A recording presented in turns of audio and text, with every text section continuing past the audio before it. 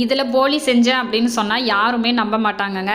அந்த அளவுக்கு ரொம்பவே ஹெல்த்தியான ஒரு சாஃப்டான போலியை எப்படி செய்கிறதுன்னு நம்ம வீடியோக்குள்ளே போய் பார்க்கலாங்க. வீடியோக்குள்ளே போகிறதுக்கு முன்னாடி ஃபஸ்ட் டைம் நம்ம சேனலை பார்க்குறது இருந்தால் சேனலை சப்ஸ்கிரைப் பண்ணிக்கோங்க. மறக்காமல் லைக் பண்ணிட்டு உங்கள் ஃப்ரெண்ட்ஸ் அண்ட் ஃபேமிலி மெம்பர்ஸ்க்கு ஷேர் பண்ணிக்கோங்க. இப்போ ஒரு தட்டு எடுத்துகிட்டு அதில் ஒரு ஜல்லடை எடுத்து வச்சுக்கலாங்க. இந்த கப்பால் 1 கப்பு மைதா வந்து சேர்த்துக்கிறேன். சேர்த்துட்டு இப்போ இதை கட்டிகள் இல்லாமல் ஜலிச்சு எடுத்துக்கலாம்.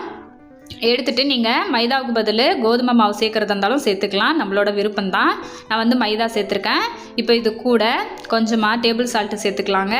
1/4 டேபிள் ஸ்பூன் மஞ்சத்தூளும் சேர்த்துக்கலாம். சேர்த்துட்டு இப்போ இது எல்லாத்தையும் நல்லா மிக்ஸ் பண்ணி விட்டுக்கலாங்க. இப்போது நல்லா மிக்ஸ் பண்ணி விட்டதுக்கு அப்புறமா கொஞ்சமாக தண்ணி ஊற்றி மாவை வந்து பிசைஞ்சிக்கலாம். நம்ம சப்பாத்தி மாவு பிசைவோம்ல அந்த அளவுக்கு பிசைஞ்சிக்கோங்க. பாருங்கள், எல்லாமே ஒன்றா சேர்த்து வந்ததுக்கு அப்புறமா நம்ம எண்ணெய் ஊற்றி மாவை வந்து நல்லா பிசைஞ்சு எடுத்துக்க போகிறோம். எந்த அளவுக்கு நம்ம மாவு வந்து பிசைகிறோமோ அந்த அளவுக்கு போலி வந்து ரொம்பவே சாஃப்டாக வருங்க. கடைசியாக மாவு பிசைஞ்சிட்டு மேலே வந்து கொஞ்சமாக எண்ணெய் ஊற்றிட்டு நம்ம அப்படியே ஒரு பாத்திரம் போட்டு மூடி வச்சிடலாம். அது ஒரு பக்கம் நல்லா ஊறட்டும். இப்போ ஒரு இட்லி பாத்திரத்தில் தண்ணி ஊற்றி வச்சுருக்கேங்க. இதில் சக்கரவள்ளி கிழங்கு வந்து சேர்த்துக்கலாம். சேர்த்துட்டு ஆவிலே நல்லா வேக வச்சு எடுத்துக்கலாங்க. இப்போ வெந்துருச்சான்னு ஒரு டூத் ஸ்டிக்கை வச்சு பார்த்தா நல்லாவே குச்சி வந்து இறங்கி வருது. சூப்பராக கிழங்கு வந்துருச்சு. அது ஆறுனதுக்கப்புறமா தோலை உரிச்சிட்டு இப்போ இதை வந்து நம்ம நல்லா மசிச்சு எடுத்துக்கலாம். பாருங்கள், இந்த அளவுக்கு நல்லா மசிச்சு எடுத்துக்கோங்க. இப்போது மசிச்சதுக்கு அப்புறமா ஒரு மிக்ஸி ஜாரில் சின்ன கப்பால் 1 கப்பு பொட்டுக்கடலை சேர்த்துட்டு அது கூடவே 3 ஏலக்காவும் சேர்த்து பவுடர் பண்ணி எடுத்துக்கலாங்க. ஸ்டவ் ஆன் பண்ணிவிட்டு ஒரு பாத்திரம் எடுத்து வச்சுக்கோங்க. அதில் எந்த கப்பால் நம்ம மாவு எடுத்தோமோ அதே கப்பால் 3/4 கப்பு வெல்லம் வந்து சேர்த்துக்கிறாங்க. 1/4 கப்பு தண்ணி ஊற்றி வெல்லத்தை வந்து கரைச்சி எடுத்துக்கலாம். கரைச்சி எடுத்த இந்த வெள்ளை தண்ணியை ஒரு கடாயில் வந்து ஜன்னி வச்சு இந்த மாதிரி வடிகட்டி சேர்த்துக்கோங்க. சேர்த்துட்டு இப்போ அந்த வெள்ளை தண்ணியில் நம்ம மசிச்சு வச்சுருந்தோம்ல சக்கரவள்ளி கிழங்கு அதை வந்து சேர்த்துக்கலாம். சேர்த்துட்டு ஸ்டவ் ஆன் பண்ணிக்கோங்க. ஆன் பண்ணிட்டு விஸ்கு வச்சு இந்த மாதிரி நல்லா கலந்து விட்டுக்கோங்க. கலந்து விட்டதுக்கு அப்புறமா நம்ம பவுடர் பண்ணி வச்சுருந்தோம்ல பொட்டுக்கடலை அதை வந்து சேர்த்துக்கலாம். சேர்த்துட்டு இப்போ இது எல்லாத்தையும் நல்லா மிக்ஸ் பண்ணி விட்டுக்கலாங்க.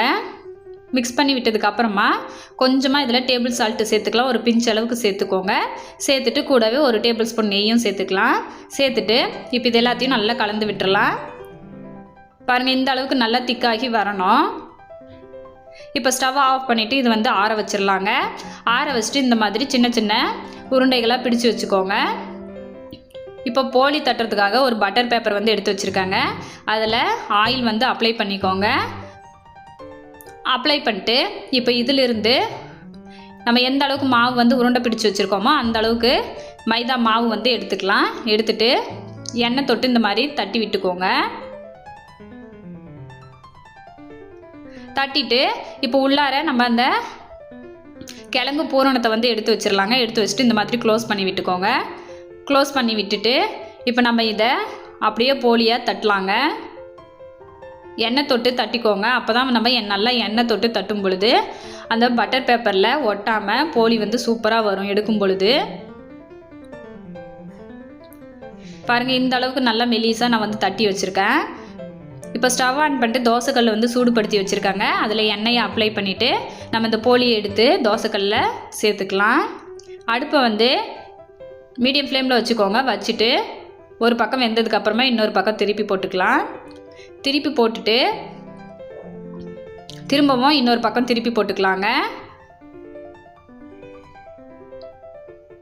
இப்போ பாருங்கள், போலி வந்து நல்லாவே சூப்பராக ரெடி ஆகிடுச்சு. ரொம்ப சிம்பிளான குயிக்காக செஞ்சிடலாங்க இந்த ரெசிபி. நம்ம சக்கரவள்ளி கிழங்க வச்சு தான் இந்த போலி செஞ்சோன்னு சொன்னால் யாருமே நம்ப மாட்டாங்க. அவ்வளோ சூப்பராக இருக்கும். போலியுமே பாருங்கள் எந்த அளவுக்கு நல்லா சாஃப்டாக சூப்பராக வந்திருக்குன்னு. கண்டிப்பாக குழந்தைங்க எல்லாருமே விரும்பி சாப்பிடுவாங்க. நீங்களும் இதே மாதிரி ட்ரை பண்ணி பார்த்துட்டு உங்களோட கமெண்ட்டை சொல்லுங்கள். மறக்காமல் லைக் பண்ணி சப்ஸ்கிரைப் பண்ணிக்கோங்க. தேங்க்ஸ் ஃபார் வாட்சிங்.